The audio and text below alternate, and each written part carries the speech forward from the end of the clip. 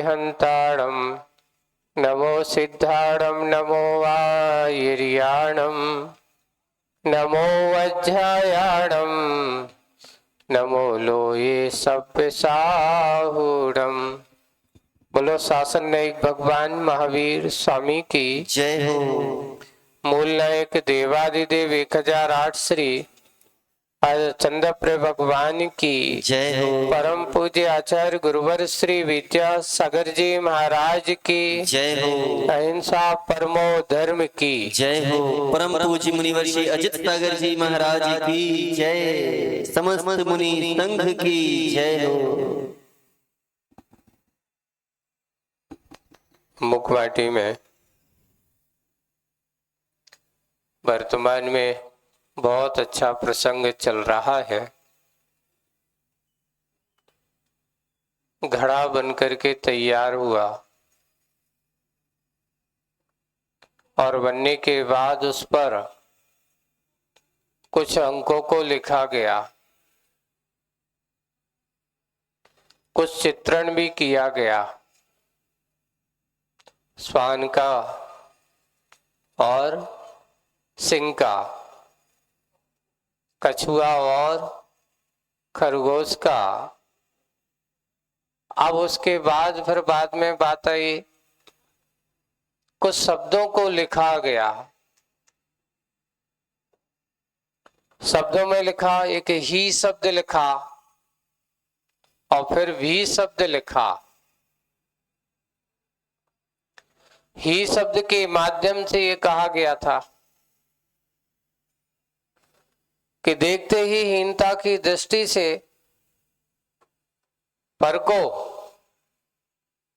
भी देखता है समीचीनता की दृष्टि से सबको। यानी एक हीन में हीनता है और भी में समीचीनता है। भी शब्द एक समीचीनता का प्रतीक है, यानी सबको लेकर के चलने वाला है। ही शब्द मात्र अपने बारे में कहने वाला है, एकता का ना कहते अकेले का होने का।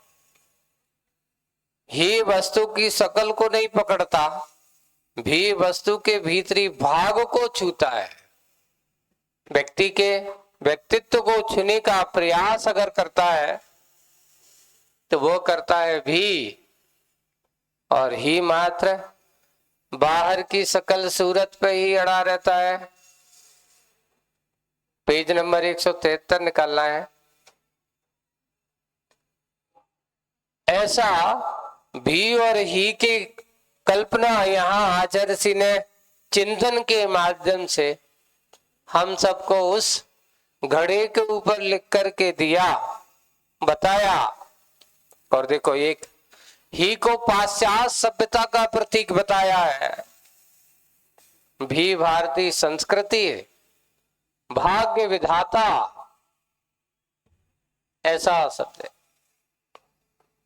रावण था ही का उपासक, राम के भीतर भी का भी बैठा था। यानी रावण ने अपने अस्तित्व के अलावा दूसरे के अस्तित्व की ओर दृष्टि की नहीं, और राम की दृष्टि है जैसा मैं हूं वैसे सब है। अनेकांतमय दृष्टि, अपने अस्तित्व के साथ दूसरे के अस्तित्व का आभान होना, ये भी का सिद्धांत है। और ही का सिद्धांत मेरे अलावा और कोई दूसरा नहीं, बस मैं ही हूं, ऐसा कहता है। इसलिए राम के भीतर भी बैठा था। यही कारण है राम उपास्य हुए, रहेंगे और आगे भी रहेंगे। आज हैं, आगे भी रहेंगे और पहले भी थे। भी के आसपास बहुत सी भीड़ लगती अवश्य है, परंतु भीड़ नहीं, ये भी लोकतंत्र की रीढ़ है। ये हमारे भारतीय संस्कृति की लोकतंत्र की रीढ़ है, जैसा अपन ने कल पढ़ा था। यहाँ तक अब आज का प्रसंग, आज की मुखमाटी यहां से प्रारंभ होती है। लोकतंत्र में, लोक में लोकतंत्र की नीड, लोक में लोकतंत्र की नीड तब तक सुरक्षित रहेगी, तब तक सुरक्षित रहेगी जब तक भी श्वास लेता रहेगा।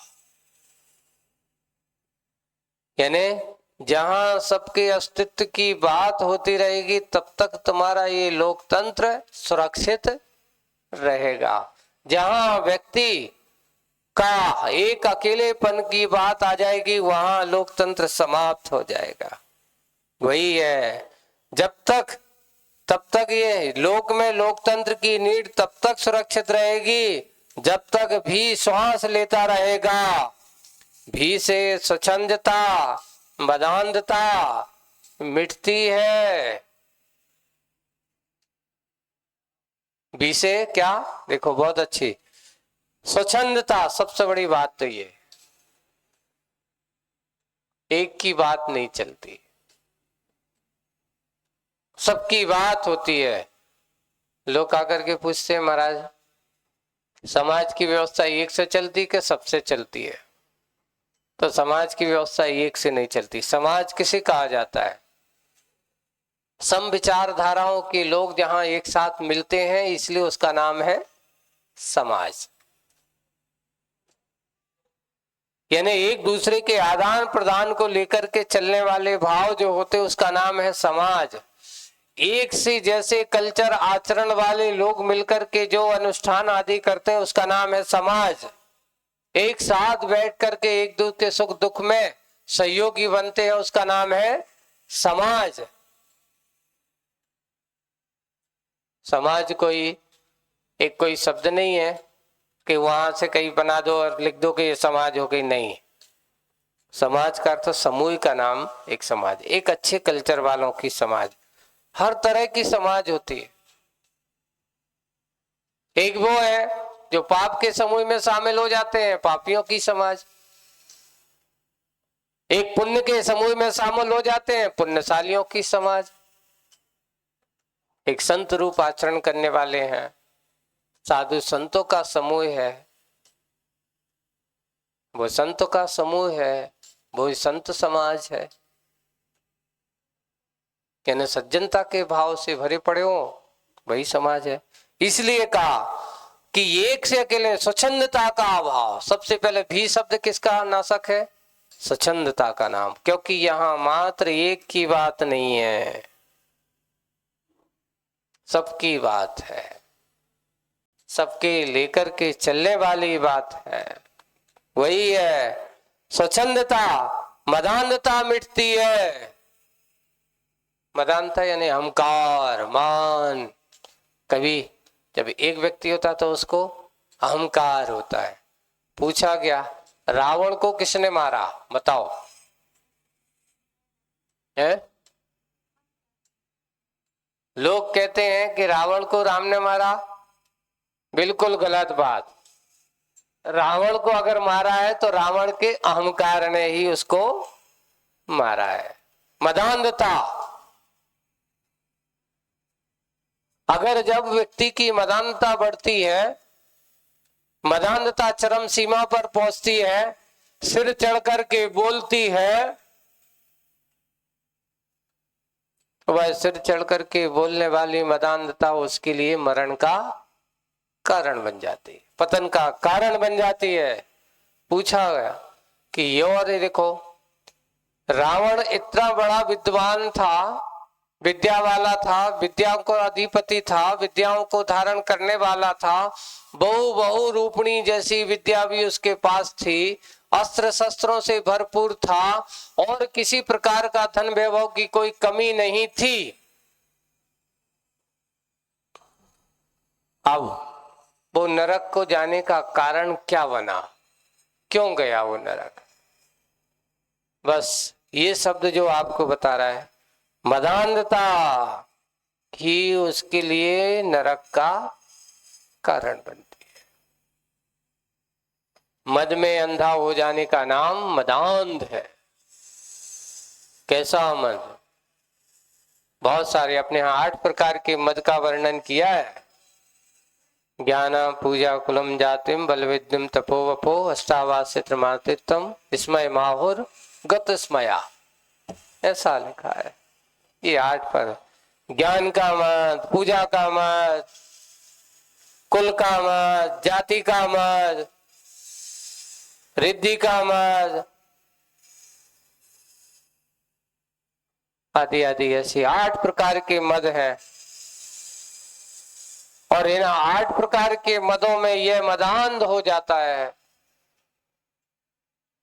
मैं ही बड़ा हूं, वो नहीं है। कुल का मद, मेरा कुल बहुत बड़ा है, मेरी जाति बहुत बड़ी है। अरे ये सबसे बड़ी विसंगति यही है कि इन मदों में जब आदमी मदांध हो जाता है तो पतन का रास्ता खुल जाता है। वही है, भी से स्वच्छंदता, मदांधता मिटती है।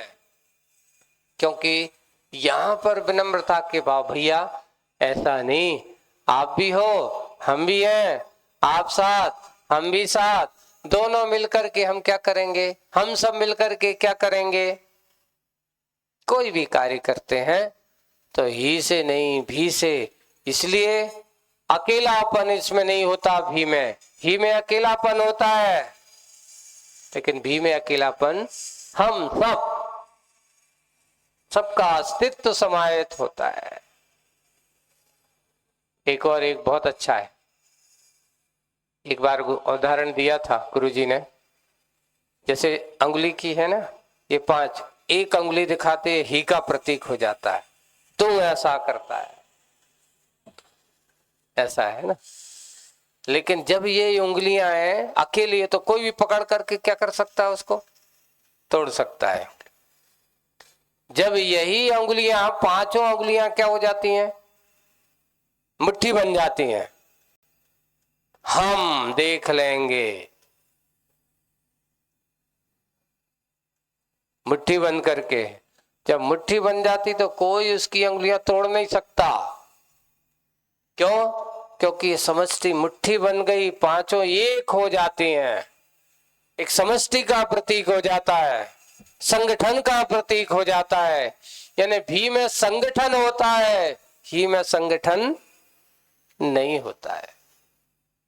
इसलिए जब भी कोई भी अपने समाज के कार्य अपन करते हैं, सामाजिक कार्यों में हम लगते हैं, तो भी की विचारधाराओं से ही समाज का कार्य होता है। सब मिलकर के कार्य करते हैं तभी वह कार्य देखा जाता है। इसलिए भी से स्वच्छंदता और मदांधता मिटती है। स्वतंत्रता के स्वप्न साकार होते हैं, उनसे ही स्वतंत्रता के शब्द जो हैं, स्वप्न जो देखे हैं वह साकार होते हैं। सद्विचार सदाचार के बीज भी वे ही हैं, ही में नहीं। सद्विचार अच्छे विचार, यानी सबके हित की बात जिसमें हो उसका नाम सद्विचार है। सदाचार, अच्छा आचार ही सदाचार है। क्यों? इसलिए जहां सबके हित की बात जिसके हृदय में हो, जिसके हित में समाई हो, हृदय में समाई हो, उसी का नाम तो सदाचार है। ऐसे सदाचार और सद्विचार के बीज भी में है, ही में नहीं। प्रभु से प्रार्थना है कि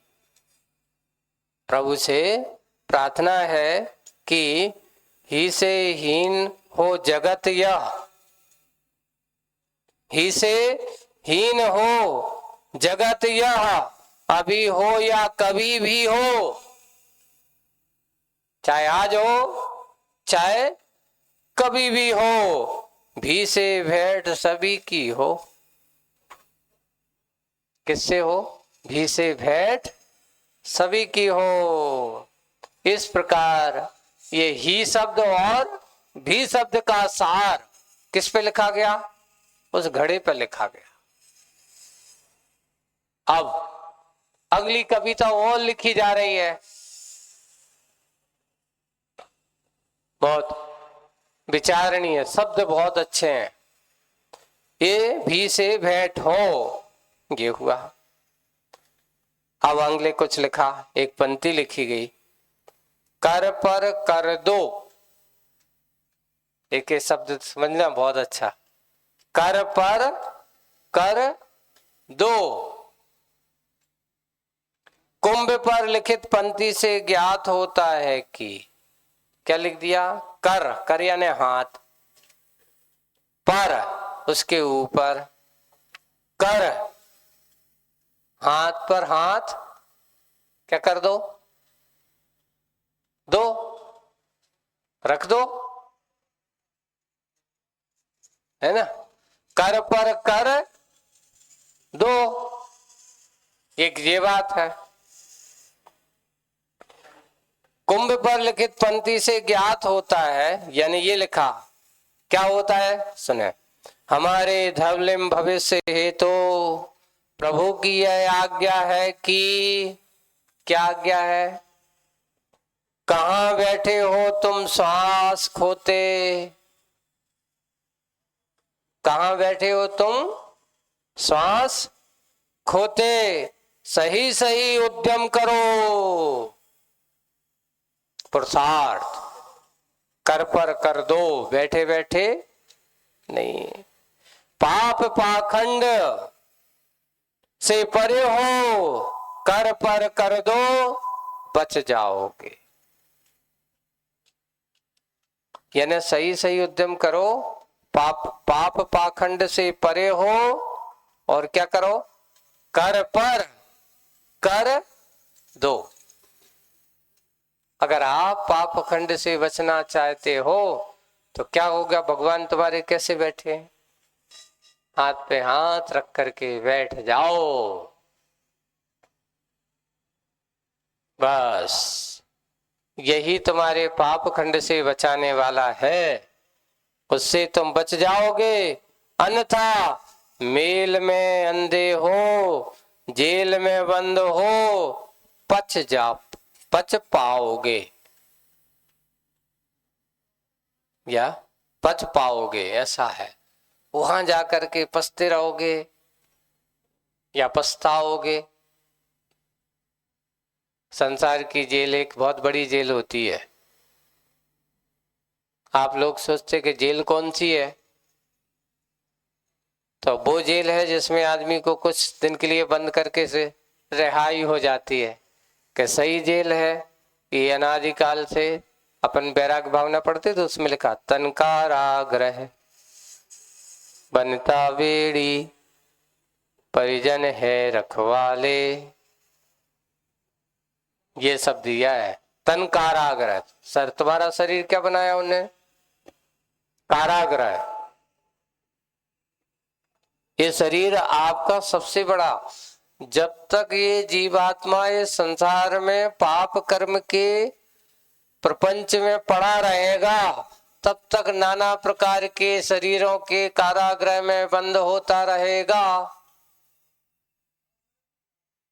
कभी अच्छा, कभी बुरा, कभी त्रंच का, कभी नरक का, कभी देव का, और कभी मनुष्य का। ये नाना प्रकार के शरीर जेल है, इस जीव का कारागर है। वही है, कर पर कर रख दो, बच जाओगे। अन्यथा मेल में अर्थात मिलन पर, या ये संसार के इस मेले में, इस संसार के इस राग रंग में, इस मिलन में आप अंध हो, लगे हो एक भेड़ की चाल की तरह, उसके ही तरह उनके ही लाइन पे चले जा रहे हैं। भेड़ एक बहुत अच्छा अभी ऐसे लगा कि उसी की तरह यही होता है कि जब उसने देखा, अभी मैंने एक दिन देख रहा था कि वास्तविक रूप सही ऐसे अपन सुनते थे भेड़ चाल भेड़ चाल। अब उसको क्या करना था, अभी 2-3-4 दिन पहले की बात है कि उसने कहा कि सही भेड़ चाल क्या है देखो दिखाते हैं। वो आया तो बहुत सारी भीड़ ला रहा है। अब उसको एक नदी पार करानी थी तो उसने एक भेड़ को पकड़ा और एक भेड़ को उसको पानी में कूदा दिया। तो उसके बाद पीछे जितनी भीड़ आ रही सारी की सारी पानी में कूदती जा रही हैं। तो इसको बोले कि क्या समझते, आज तक तुमने सुना था कि भेड़ चाल ये है। बोले कि आज देखो सही भेड़ चाल ये, सारी की सारी जितनी थी सारी की सारी कूद गई। यानी देखो समूह में एक ने ऐसा किया तो सब उसकी चाल पर कूदती जा रहे हैं। कहने की जरूरत नहीं है। वैसे ही पाप खंड से बचना हो, पाप के जाल से बचना हो, पाप पाखंड से बचना हो तो कर पर कर दो। क्या कर दो? कर पर कर दो। इसके कई अर्थ निकलते हैं इस शब्द का। सबसे पहले सब कुछ छोड़ छाड़ करके अपने आप के हो जाओ, पहला शब्द है। दूसरा, जब व्यवहारिक क्षेत्र में अपन कोई कार्य करते हैं तो कर पर कर दो, एक दूसरे का हाथ लेकर के साथ चलो, है ना। साथ ही हाथ बढ़ाना रे, ये नीति है। कर पर कर दो, एक साथ मिलजुल करके जब जो कोई कार्य करते हैं तो बड़े से बड़े कार्य एक साथ हो जाते हैं। कहते हैं रुई में कितनी बड़ी शक्ति है, कितनी मुलायम होती है। एक छोटा सा धागा तिनका अकेला रहता है, इतना मुलायम है, इतना मुलायम है कि कोई भी एक छोटा सा बच्चा ले तो उसको तोड़ सकता है। लेकिन जब वे रुई के छोटे छोटे से धागे या उसके रुई के जो कहना चाहिए वो मिलकर के और धीरे धीरे बनते बनते एक एक छोटी छोटा धागा बनता है, वो धागा बन करके एक अनेक धागों को इकट्ठा करता चला जाता है और इकट्ठा करते करते एक बहुत बड़ी रस्सी बन जाती है। और जब बहुत बड़ी रस्सी बन जाती तो बड़े बड़े पत्थरों को उठाने की क्षमता उन रुई के धागों में होती है। ये कहलाता है एक दूसरे की सहयोग कहो या कहो कि संगठन की शक्ति का प्रतीक है। यहीं पर कर दो, एक कविता का सार घड़े पर लिखा है, कर पर कर दो, ये शब्द लिखा और ऐसा लिख करके इसका अगर नहीं है, अगर तुमने इसको नहीं समझा, ऐसा नहीं किया तो क्या हो जाएगा? मेल में अंधे हो। उसी प्रकार के उसमें अंधे होकर के लगे रहोगे, कहां पहुंच जाओगे? जेल में बंद हो पछताओगे या पच जाओगे, वहीं जाकर के पच जाओगे, पूरा जीवन उसी में समाप्त हो जाएगा, कुछ भी हाथ लगने वाला नहीं है। और इस प्रकार करता है। आगे की बात और आती है।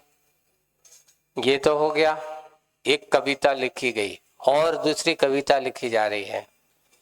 मरहम मरहम बने, ये आचार्य जी का एक प्रवचन भी है, इसके ऊपर बहुत अच्छा।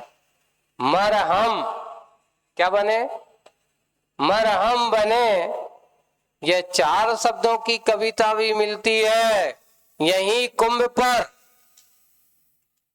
उसके बाद दूसरे नंबर पे एक कविता लिखी गई, मरहम मरहम बने।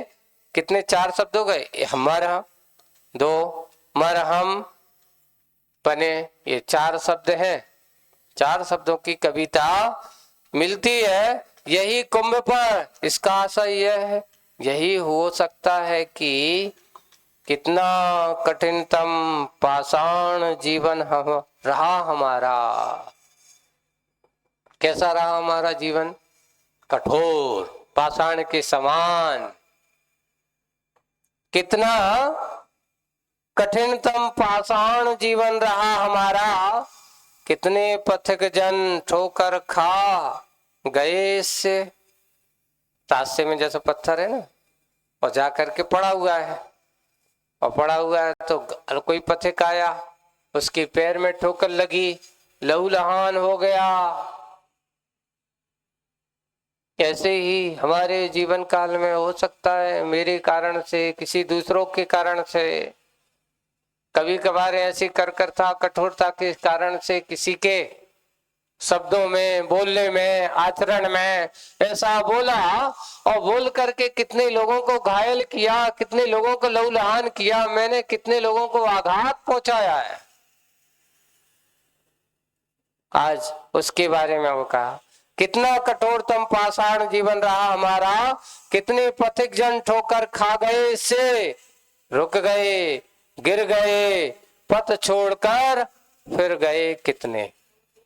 भैया यहां से मत जाओ, ये रास्ता बहुत खराब है, ये गली ये गांव से मत जाओ, यहाँ के लोग बहुत खराब हैं। ऐसा है। फिर कितने पथ छोड़कर कितने गए, फिर गए कितने, फिर कितने पद लहूलुहान हो गए, कितने गहरे घावदार बन गए वे, समुचित उपचार कहाँ हुआ उनका। जैसा उपचार होना चाहिए था वैसा उपचार कहाँ हुआ उनका, होता भी कैसे। पापी पाषाण से उपचार का विचार पर भर उभर, इसमें आज उभरा, इसमें आज ओ, अर्थात तुम कहो कि उपचार, समुचित उपचार कहाँ हुआ उनका, होता भी कैसे, क्योंकि पापी पाषाण तो घायल करने वाला है, उपचार करने वाला नहीं है। लेकिन अगर वो पाषाण मुलायम हो जाए, पाषाण मुलायम हो जाए तो पाषाण से भी उपचार हो जाता है। लेकिन होना क्या चाहिए था, मरहम होना चाहिए। आपको एक बहुत अच्छा प्रसंग सुनाते हैं, ये बात होना चाहिए करीब करीब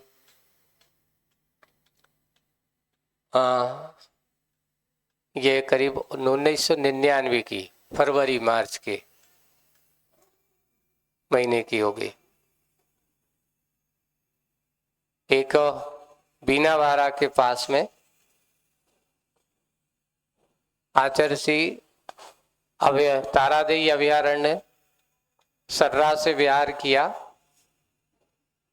और रास्ते में एक वो आता है, बहुत बड़ा रेस्ट हाउस है, वहां रात में रुके, सुबह सुबह वहां से विहार किया, बीनावाड़ा प्रवेश कर रहे थे। अच्छे तेजी से जंगल का रास्ता, कच्चा रास्ता था। अब हुआ ये कि चलते चलते आचार्य सिंह के पैर में अचानक एक पत्थर आया, वहीं पर लगा हुआ था, उपटा लगा, और अंगूठा का पूरी की पूरा आगे का हिस्सा घायल हो गया, यहां तक कि खून बहने लगा, चमड़ी निकल गई, वहां की खून की धार लग गई। अब सब हम लोग बैठे, क्या करें होते, कुछ समझ में, अब जंगल में तो कहाँ कुछ है, क्या करें, कैसे करें। वहीं एक बकरियां चरा रहा था एक व्यक्ति, देखिए आप, बकरियां सुबह सुबह लेके जा रहा था। वो आया कि क्या हो गया बाबा जी, बोले कि वो पट्टा, भैया वो पट्टा लग गया, खून हो गया, बहुत खून निकल रहा है। 2 मिनट रुको महाराज, अब भी बताते हैं, अब भाई आपका खून बंद हो जाएगा। उसने वहीं से जो पत्थर था, जो वहीं लगा था, और वहीं एक छोटा सा पत्थर उठाया, अच्छा जोर से पीसा, वहीं दूसरे पत्थर बिल्कुल बारीक महीन, बिल्कुल बारीक महीन पत्थर पीसा, और पीस करके जहां पर घाव हुआ था वहां पर उसने बारीक बारीक उसको डाल दिया, बिल्कुल सेट हो गया, खून बंद हो गया। अब आपको दवाई बताते, देखो ये कभी ऐसा हो जाए तो अपन क्या कर सकते हैं। वो पत्थर से ही घायल हुआ, पत्थर ही क्या बन गई। आचार्य ऋषि कहते क्या हो गया भैया, क्या कर रहे हो? बोले कि महाराज दवाई लगा रहे हैं, मलहम लगा रहे हैं। ये पत्थर आज यहाँ आपको लगा रहे हैं, जब निकलेगा जब पूरी अंदर से चमड़ी भर जाएगी, बस इतना एक काम करिए, उसमें पानी ना लगे, पानी लगने से बचा के रखना, और पानी लगे ना, पके ना, बस ये आपका घाव देखते हैं 4-5 दिन तक बिल्कुल वो पत्थर पूरा अंगूठे में ऐसा सेट रहा, प्लास्टर जैसा हो गया पूरा उतना। और धीरे धीरे धीरे धीरे जब वो जैसा जैसा उसमें चमड़ी आने लगी, वो झरने लगा अपने आप। आचार्य ऋषि कहते देखो, जिसने घायल किया उसी से दवा मिली। आज तक अपन सोचते थे, कभी सोचा अपन ने ऐसा? सोच करके रास्ते में पूरा रास्ता चल करके आए, आकर के यहाँ हुआ, बहुत सारे उपचार किया, बोलो कोई उपचार मत करो, देखते हैं। और 2-3 दिन के भीतर देखते हैं पूरा घाव भर करके। 2-3 दिन वहां रुके बीनावारा में, और बीनावारा में ही उसका घाव पूरा भर गया जड़ करके। आचार्य ऋषि के देखो ये कहलाती है, अपन आज तक समझ नहीं पाए गांव के लोगों की दवाई। बड़े बड़े डॉक्टर अगर तुम्हारे हो तो जल्दी जाते डॉक्टर के पास, 2-5 हजार रुपया की उपचार हो जातो, दवाई हो जातो, इंजेक्शन लग जातो। यहाँ प्रकृति के उसी चीज में ना पैसा लगो, वही दवाई थी, उसी में सब कुछ था, ठीक हो गया। ये भी चीजें प्रकृति की समझने की जरूरत तत्काल में। ये ऐसी एक बार और ऐसा ही प्रसंग हुआ, बिहार हो रहा था, कहां से प्रायकर कुंडलपुर से बौरीबंद की ओर रास्ते में जा रहे थे। देखिए मतलब की बात है, जाते जाते एक जगह एक झाड़ी, आचार्य ऋषि जंगल गए, और जंगल में हम लोग भी साथ में, तो एक महाराज को झाड़ी में से, अब वो उन्हें देखा नहीं, झाड़ी की लकड़ी बाहर निकली थी, वो आई और सीधे हाथ में इधर लगी और बिल्कुल ऐसा काट दिया, पूरा अच्छा घाव बन गया, झाड़ी का वो लग गया, कट गया, अब खून बह रहा था, क्या करें। तभी वहीं पर एक व्यक्ति, गांव का व्यक्ति था, महाराज क्या हो गया? घाव लग गया। अच्छा दूसरे, तो आप उसने जैसे गया, 2 मिनट रुको, वहीं उसने पत्ती देखी, उसमें पीले से फूल लगे थे हल्के हल्के, वो गया तोड़ के लाया, और तोड़ करके उसने हाथ में ऐसी मली, वो पत्ती को उसने 2-3 बार ऐसा किया, खून बंद हो गया। महाराज बस देखियो कल तक आपको पूरा घाव भर को भर जाएगा, खून बंद हो गया। और एक और पर बाद में रिसर्च करके बताया लोगों ने, प्रायकर जितने भी फूल पीले होते हैं जिन पेड़ों के, वो सबसे ज्यादा एंटीबायोटिक होते हैं, वे एंटीबायोटिक जैसे होते हैं, और आपके लिए घाव के लिए, और इस प्रकार की बीमारी किसी प्रकार हो, वे घाव भरने वाले होते हैं। अधिकतर सबके साथ लागू मत करना, अधिकतर की बात कर रहे हैं। तो ये प्रकृति की इनकी पहचान करने वाले लोग जो उन्होंने देखा, और देख करके उनको पता है, गांव के लोग सब जानने वाले होते हैं। तो पहले के लोग, आज है एलोपैथी तुम्हारा जमाना, पहले के लोग कैसे उपचार करते थे? यही तो था, जाते थे कोई बीमार हो तो जंगल से पत्ती या जो लाते थे वही दवाई कर देते थे, उनको ठीक हो जाते थे। आयुर्वेदिक दवाई है, ऐसी है, बस वही है उपचार से। देखो वही है, मरहम मरहम बने, ये शब्द लिखा गया। फिर कितने गए लहूलुहान हो गए, कितने गहरे घावदार बन गए, समुचित उपचार कहाँ हुआ उनका, होता भी कैसे, पापी पाषाण से। उपचार का विचार भर उभरा इसमें आज, उभरा इसमें आज। यही भी सुभगता का संकेत है। इसे आगे पद बढ़ाना संभव नहीं है, इससे आगे पद बढ़ाना संभव नहीं है। प्रभु यही प्रार्थना है, पतित पापी की भी इस जीवन में ना सही, अगले पर्याय में हो, में तो इस जीवन में ना सही, पर अगली पर्याय में तो मर हम, अच्छे सुनना, मर हम बने। मर करके हम पापी जीव की भी हो, कितना भी कठोर हो, किसा भी हो, कम से कम उनके लिए बन सके तो क्या बने, मलहम। यानी मरहम से मलम, जैसे किसी के घाव पे मरहम लगा देते हैं ना तो उसका घाव भर जाता है।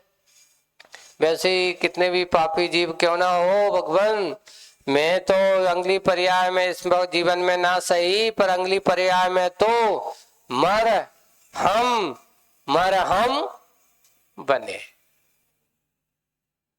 ऐसा मरहम जैसा जीवन बने। इस प्रकार एक दूसरी कविता हो गई। अब और एक कविता और लिखी जा रही है। अभी कितनी होती जा रही? पहली कविता क्या थी? कर पर कर दो। दूसरा कविता लिखी गई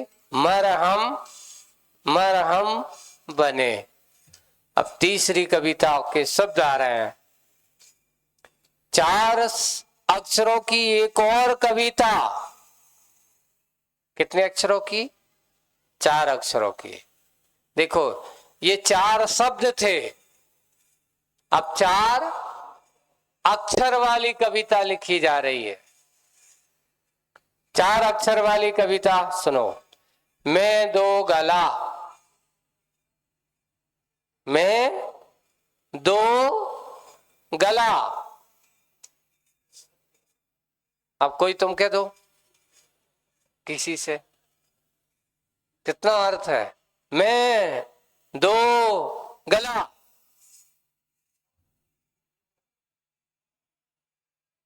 महाराज ये तो कविता अच्छी, तो कोई पढ़ेगा तो लोग हंसेंगे। अपने आप को कोई कहेगा कि मैं दो गला। ये कविता लिखी, इससे पहला भाव यह निकला है कि मैं द्विभाषी हूं। क्या हूं मैं? द्विभाषी हूं। भीतर से कुछ बोलता हूं, भीतर से कुछ बोलता हूं, बाहर से कुछ और पय में विष घोलता हूं।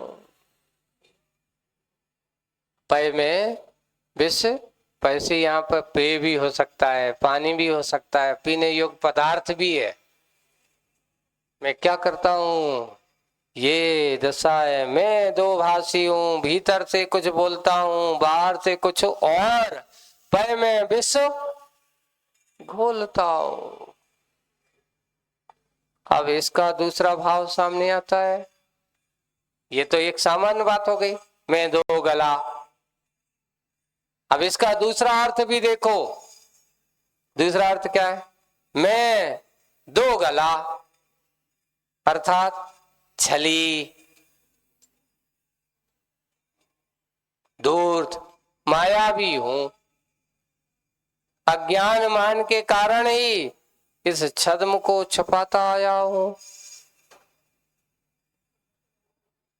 यो इस कटु सत्य को सब हितैषी तुम भी स्वीकारो। अपना हित किसमें है? स्वीकार करो। मैं ऐसा करता हूं।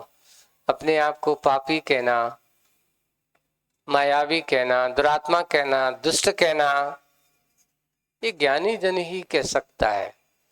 दूसरों को कहना बहुत आसान है, तुम तो बहुत पापी है, मायाचारी है, कपटी है,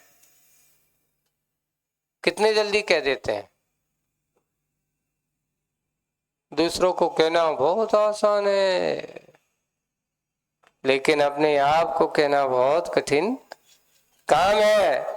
मैं दो गला छली मायावी अज्ञानी मान के कारण ही छद्म को छुपाता आया हूं, यूं इस कटु सत्य को सब हितैषी तुम भी स्वीकारो।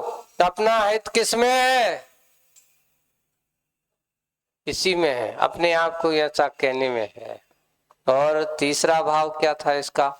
और सुनो, दो भाव हो गए, तीसरा भाव और सुनो। तीसरा भाव क्या है? पूछने की क्या आवश्यकता है? वह सब विभाव विकारों की जड़ अगर कोई है तो मैं। सब विभाव विकारों की जड़ मैं, यानी अहम। मैं यानी अहम को दो गला, अर्थ हो गया मैं को दो गला। इसलिए बस अहम को दो गला यानी समाप्त कर दो। ये अर्थ अच्छा लगा सबको? मैं दो गला,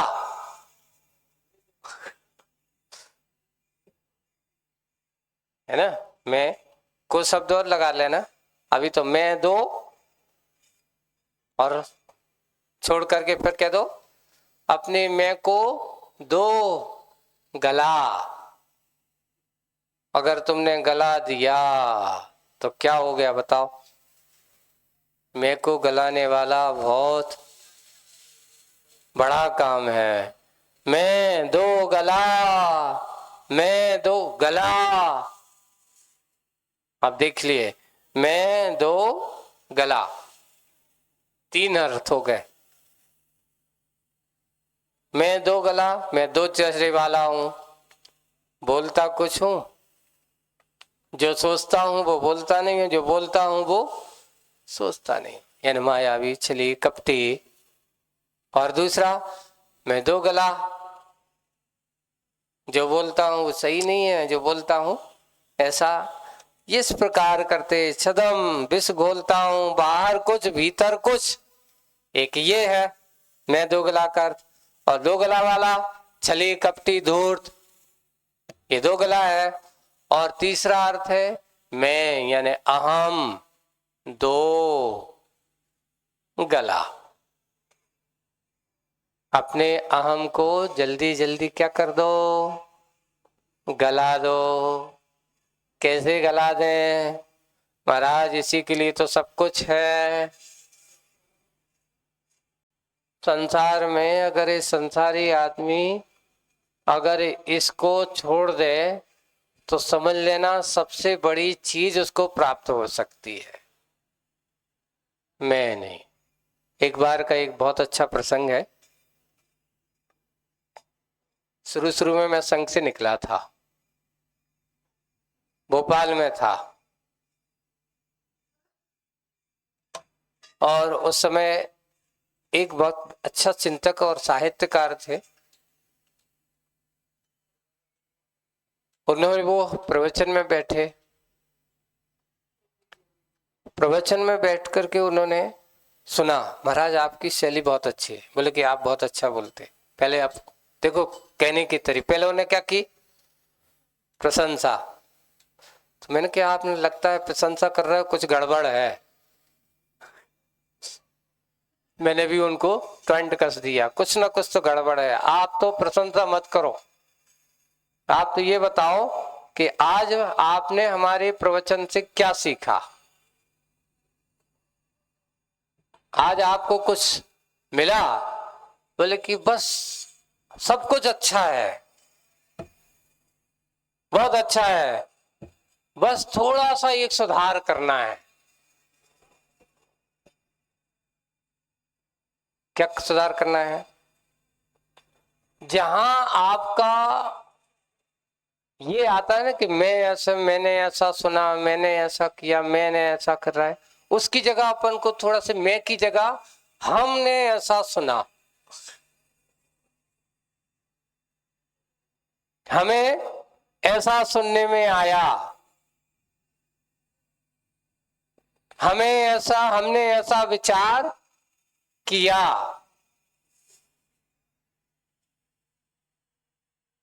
कितना अंतर हो गया?